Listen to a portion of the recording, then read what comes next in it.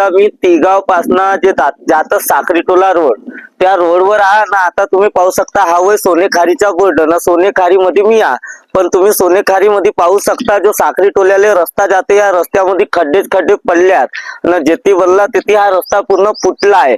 पण इकडच्या नेत्याच्या लक्ष नसेल आणि जेही असतील ज्याच्या घरी काम असेल आणि जे संबंधित अधिकारी वगैरे असतील त्यानं लक्ष द्यायला पाहिजे.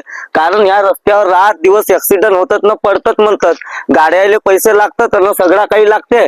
आणि नेत्याकर लोक जातात तर म्हणतात नेते लोक का भाऊ आम्ही रोजगार देऊन राहिलो. तर कसा रोजगार देतात? रोडाले गड्डे राहतील तर मिस्त्रीच्या गॅरेज मध्ये गाडी जायला म्हणतात, तर गाडीचा सामान तुटल तर सामानसाठी पैसा लागल म्हणतात. असे काही नेत्याच्या खयाल आहे. तर माझ्या मनाचा अर्थ असा आहे का गड्डे येण्याच रोजगार चालेल तर लोकांचा का हाल होईल. या रोडले दुरुस्त करावाची बहुत गरज आहे. आता मी सोनेखारी मध्ये उभा होतो, तुम्ही पाहिल्या तिगाव पासना साखरी टोला हा रस्ता जाते आणि हा भाऊ सायकलला येऊन राहिला.